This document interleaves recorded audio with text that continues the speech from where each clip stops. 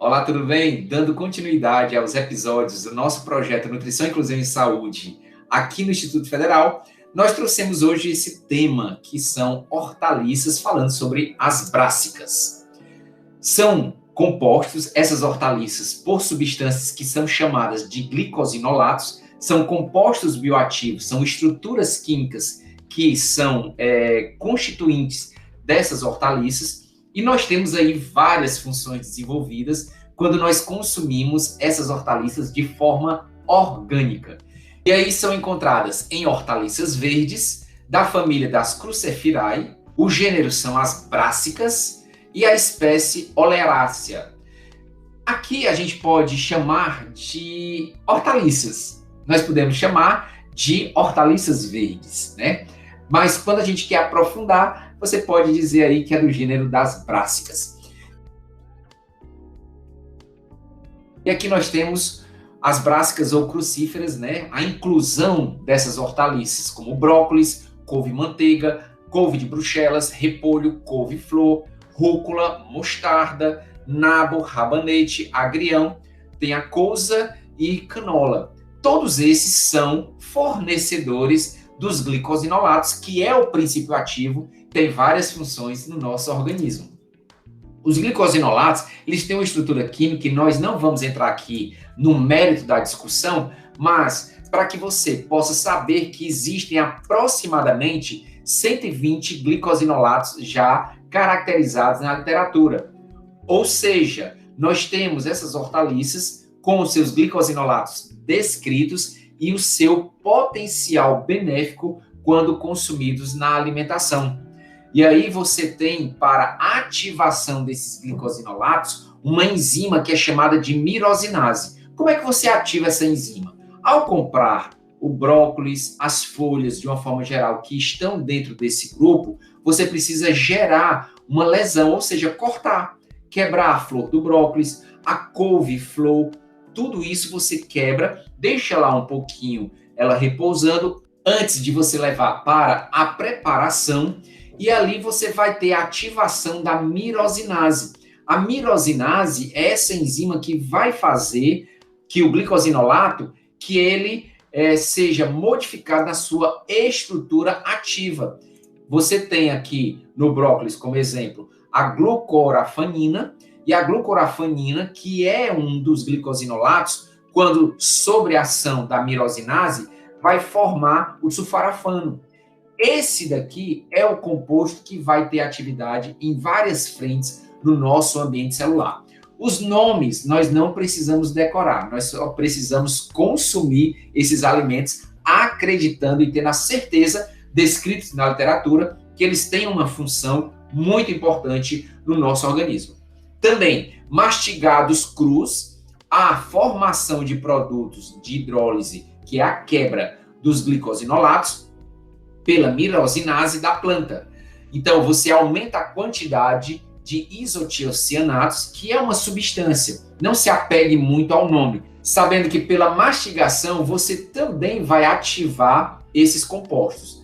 E a ação da microbiota, que ela consegue converter os glicosinolatos em isotiocianatos, que é o princípio ativo, que são os compostos bioativos dos alimentos. Qual é a ação dessas hortaliças? Você tem aqui na prevenção do câncer, então estudos, está aqui a referência, eles viram, estudos epidemiológicos, eles sugerem que o consumo de brássicas, que são as hortaliças verdes, está inversamente associada ao risco de diversos tipos de câncer, especialmente câncer de estômago, de cólon, que é o intestino, pulmões e mama. Um outro detalhe que eles viram, esse autor e colaboradores, em 1996, eles revisaram vários estudos de coorte, que é um tipo de análise estatística, e casos controle, e reportaram que 67% dos casos foi encontrada uma associação inversa entre o consumo total de vegetais crucíferos e o risco de câncer. Ou seja, o que seria essa associação inversa? Quanto mais eu consumir as crucíferas, menos probabilidade de ter câncer eu tive dentro dos estudos apresentados. Então, o consumo dessas hortaliças, das brássicas, é importantíssima para a modulação das nossas células. Prevenção do câncer, uma associação inversa entre o consumo de repolho, brócolis, couve-flor e couve de Bruxelas foi encontrado em 70, 56, 67 e 29% dos estudos controles, respectivamente, cada um aí com seu percentual respectivo. Já os estudos do tipo coorte mostraram associação inversa entre o consumo de repolho, couve-flor, brócolis e o risco de câncer de pulmão entre o consumo total de vegetais crucíferas e o risco de câncer de estômago e entre o consumo de brócolis e todos os tipos de câncer.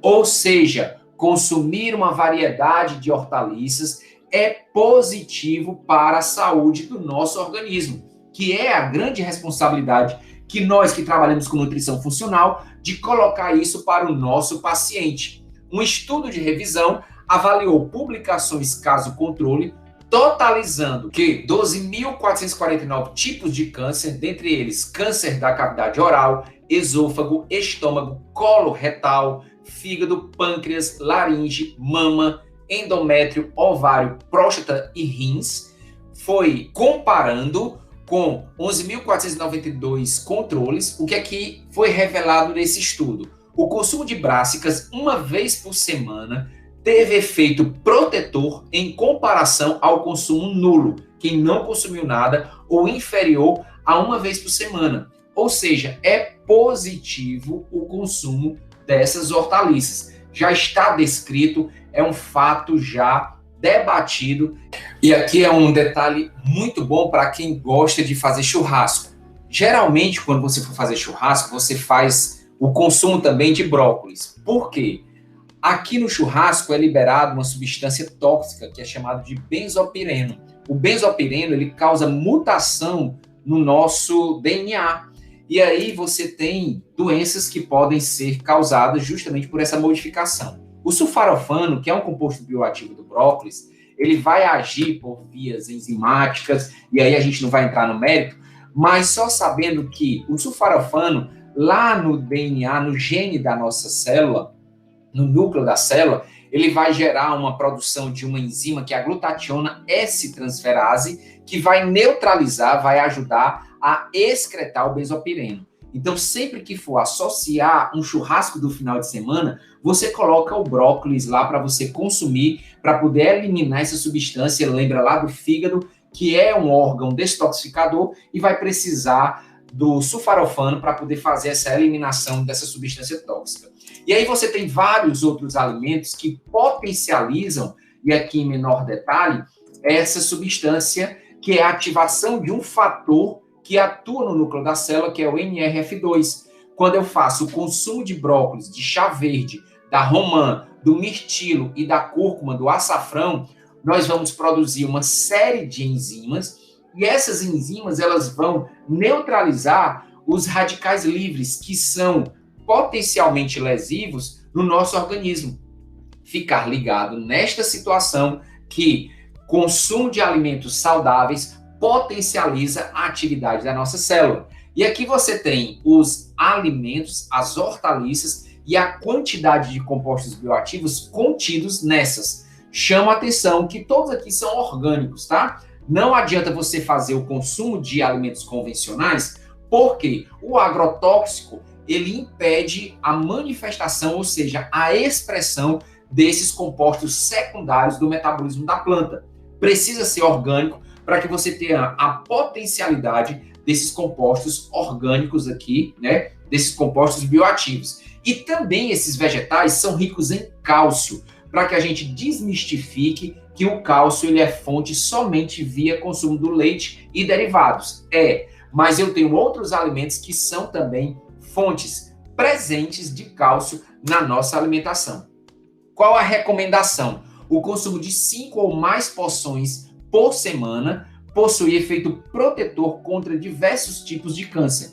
Ou seja, quantidade, qualidade, harmonia e adequação, a partir de agora, no seu padrão alimentar, precisa ser colocado com muita verdade, fazer esse consumo dessa variedade de vegetais verdes. A gente já falou de magnésio em outro episódio, a gente está falando aqui de cálcio e agora das brássicas, excelente fonte para a proteção do nosso organismo, ok?